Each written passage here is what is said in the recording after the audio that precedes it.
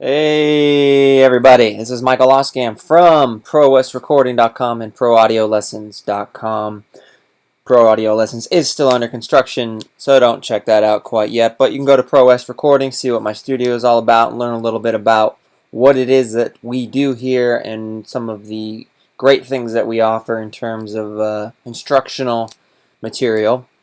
Today is another free lesson, and this one comes from a subscriber who dropped a comment on a more recent video of mine, and I felt like it was a good idea to cover. And then a few more people wrote me some emails and whatnot on a similar topic, and so I'm going to kind of throw it all into one lesson here. Now, the lesson I'm referring to is the one on multiband compression. Okay, and if you haven't seen that video, feel free to go back and watch it. I kind of go into detail on what a multiband compressor is, how it operates, and I give you a few functions for it, in particular in dealing with a vocal. Now, a lot of the questions that arose from that, people like the technique. I think they grasp the idea behind it, but they're unsure of which application it can be used for. It leads me to say this to start. There are really, maybe you've heard it before, so maybe it sounds a little cliche, but there are really no set in stone rules when it comes to techniques in mixing. Now, the pros, we know what we're talking about, so we know that that's not true. There are certain things that are always truths, so to speak, in mixing. But that's, the whole point of learning and building your toolbox and learning all these techniques is that you have them to apply in whatever situation to achieve the desired outcome. That's the whole point. If you're mixing a song and you hear the song a particular way in your head, that's the way you want it to translate, and maybe you don't know how to get those sounds. Well, that's why you learn and better yourself as a mix engineer and as a producer. So the question that a lot of people had was, can I use this? I'll give you an example. Said, I'm mastering a session, and the person sent me a 2-track of just the music, and then they sent me the 2-track of the vocals printed. So what I mean by that is it has the lead vocal and the backing vocals all printed with their effects, and they want to use a multiband compressor to kind of wrangle in the vocal, or this is what I think people are trying to accomplish, and maybe they just don't know how to do it, have the lead vocal in some way compress the instrument stem. Okay, now I'm not going to show you that in a mastering scenario. I'm going to show you in a mixing scenario, but the concept is exactly the same. Let's start with this. First, I'm going to play this is the second verse of a song that I'm working on still, and I'm going to play it through all the way up to pretty much the first chorus. That way you'll get an idea of what we're dealing with, and I'm going to tell you what we're going to do. This is a song called Haunt My Dreams that will be out on August when my album drops. You haunt my dreams. Was it too fast or too real? My love pushed you away. I never forced you to feel or act a certain way. Those 3 little words, they slipped right out your mouth.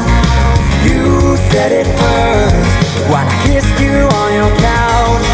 The games that you played, the promises you made, shine right through my heart, babe. Each time I hear your name, you're always on my mind. What kills me the most are the nights I lay crying, dreaming of your ghost, can't let it go. I gotta let it go.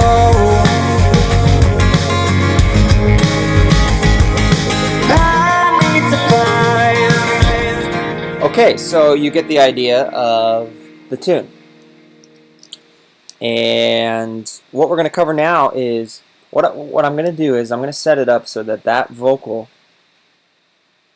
will be, by way of a sidechain, will be triggering a multiband compressor that will be affecting the instrumentation of the mix. So I'm going to show you, I haven't pre-set up anything. I just knew what I wanted this lesson to be on, but I have not pre-routed anything, so you're going to see exactly how it's done. The reason for this is, you'll notice in the beginning of this verse, the band drops out. It's pretty much just an acoustic guitar, some synths going on in the background, the drums, of course, a bass line, but the vocal floats nicely pretty much on top of the arrangement. Halfway through the verse, the keys come in and the strings come in, okay? And although I have them panned pretty hard left and right, the frequency range that those instruments live in is competing with the vocal a little bit. And that could even be said for the acoustic guitar for that matter. So what I'm going to do is I'm going to take the acoustic guitar, which I have right here, okay, and then I'm going to take the synths, the keys, and the violin in particular. You can see this is the violin part that I'm talking about. And I'm going to route them into a stereo auxiliary track, then route them out to my main output. So let's start with that real quick. Show you how to do that. Literally, I'm going to change their outputs to a bus. So let's select a bus. We'll say bus 2324. I'm going to rename this instrument sub. Okay. Let's create a stereo aux, and we'll set its input to be the instrument sub and command click the solo button so we are in solo safe. Very good, make sure that's good, and we'll rename this instrument sub. Now we simply have to go to synth, change its output to instrument sub, keys, which already was set, violin, instrument sub, and acoustic guitar. Now, let's hit play. You'll notice that all of that instrumentation will be passing through this stereo aux. Was it too fast or too real? My love pushed you away. In fact, when I mute it, it sounds goofy, right? Pretty cool though. Now I have the ability to control the level of all of those with one fader. Now that's really basic routing for a lot of you out there. I know that you totally understand that, and that's great. For those of you who don't, you just learned a really cool trick. You can do that with anything. In fact, I use VCA style, I guess you could quote unquote call it that, mixing all the time. This is how I mix, and this is what I love to do. The reason I've subbed them into a stereo aux in this case, however, is because I want to apply multiband compression, but I want the multiband compressor to be accepting signal from a sidechain, and in that sidechain, or linked through that sidechain, I should say, will be the lead vocal. Now, there's another video I have, and there's probably a million more on YouTube that kind of explain this technique, but I've never really seen it done this way, and so it would probably be beneficial for you to stick around. Next, what we need to do is go to our lead box, and we need to create a send. So again, we'll just go to a bus, and I'm going to rename a mono bus in this case. I'm going to rename it Ducker and set that to nominal and pre-fader. Cool. So next, let's pick what compressor we're going to use. Now, we could use just a straight up regular compressor, okay? Even like the one that comes in Pro Tools, for example. Now, by the way, this can be applied in any DAW, okay? I use a lot of DAWs. I use Logic, I use Studio One, I use Ableton, I use all of them. This is the same concept. If you can understand this, you can apply it in any DAW to any instrumentation. So we could use the straight up Dyne 3 bitchin' Pro Tools compressor, but remember, when we do that, you're not really affecting a particular frequency. You're compressing the entire signal. I don't want to compress the entire signal in this case. In fact, what I want to do is I just want to compress right around 1K to 3K, somewhere in there, right where the presence of my vocal lives, so that when the vocal is on, we're ducking down those frequencies a little bit so that the vocal can stand out a little bit more. Another plugin that can do this is any sort of de-esser, because a de-esser is really just a compressor that has a much narrower band of frequencies that you're compressing. The one that I like to use, however, for this is, I always go back to FabFilter stuff. I think they're absolutely the best plugins on the market. So they don't pay me to say that. It's true. So FabFilter's Pro MB. You'll probably, if you have the Pro Q2, you'll be like, hey, this looks familiar. Very similar user interfaces. So let's do this. Let's create a band around here, and we're going to set it to about 1K here. Yeah, let's set it to about 33, 32, somewhere in there. Now, if I drop this at the given setting, at the setting it is right now, it's going to be compressing the instrumentation signal because we're not feeding it the key input. Let's just take a listen to what that sounds like. Never forced you to feel those three little words. They slipped right out your mouth. You said it first while I kissed you on your couch. It works. It works. But to me, it sounds as though, and this could be a release setting, it sounds as though it's pumping a little bit. And that's because it's a very percussive part. The strings are very staccato sounding, dun, dun, dun, dun, and the guitar is obviously strummed very hard. I don't want those transient heavy audio signals to be compressing. Even if I set the attack and release to a very quick, which it is by default here, that's when you get that pumping sound. So let's do this. Let's do what we set out to do. First, open the Expert tab. When you get in the Expert tab, you're going to see a series of controls here, and I'm going to explain to them quickly what they do. I'm not going to get into it too much because this is not a FabFilter Pro MB tutorial.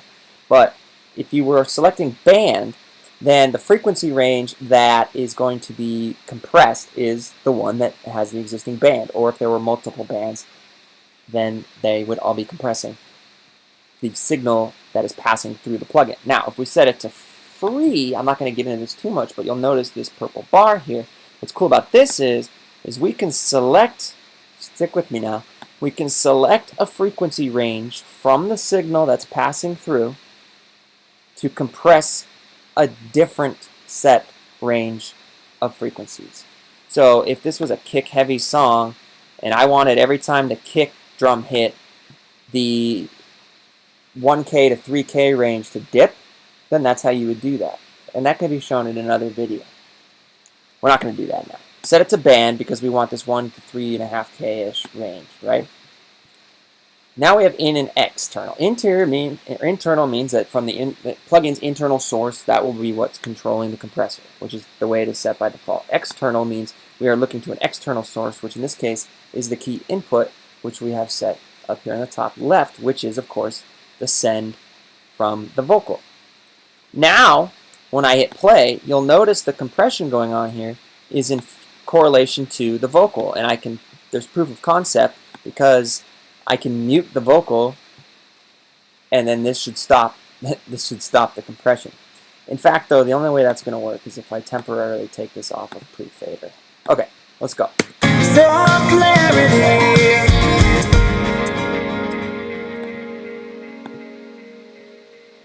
Your mouth, you said it first while I kissed you on your couch. The games that you played, the promises you made, shot right through my heart, babe. Each time I hear your name, you're always on my mind. What kills me the most are the nights I lay crying, dreaming of your ghost, can't let it go.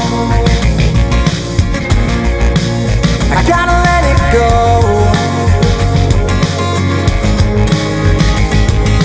I need to fight. Do you see how this band range is compressing with the vocal? Isn't that so helpful? Now, how would you apply this to a mastering scenario? If you had the 2-track and the vocal, you would set it up the exact same way. You don't have to route anything like I did because you'd have the stereo track. You would instantiate the multi-band compressor essentially on the stereo music track and then feed the vocal into it as the ducker. That's how you would do it. This gives the illusion of the vocal floating on top of the instrumentation. Be careful with this. You'll notice I only sent very specific instrumentation. the instrumentation, which frequency content competes with my vocal. I did not send that.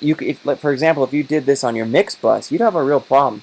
You don't want your drums and your bass and your guitars, you don't want everything to be pumping and sounding as if it's processed. The idea is to kind of have a transparent amount of processing to where it sounds great but doesn't sound super processed. So I don't recommend doing that. As I said before, there's really no rules, but that's one I would stay away from doing. I hope this makes sense to you guys. Okay, let me just walk you through the last part. I'm going to play one more time. I'm going to play out the last part of the song again, and you'll see that the instrument subgroup is now being compressed between 1 and 3.5K based on the vocal performance alone. You said it first while I kissed you on your couch. The games that you played, the promises you made, shot right through my heart, babe. Each time I hear your name, you're always on my mind. What kills me the most are the nights I lay crying, dreaming of your ghost, can't let it go. Alright friends, thank you for checking out the video today. Please hit me up on any of my multiple sites, the YouTube channel, subscribe if you haven't already. Please pass it along to your friends so that they can learn the same mix secrets that you have, and unless you don't want them to, I suppose. And then yeah, check out ProWestRecording.com. Hit me up for private lessons at michael@ProWestRecording.com. Shoot me an email. And then stick around for pro audio lessons, which is going to be really, really amazing, coming out here in the next couple months. So peace out, guys. Have a good night.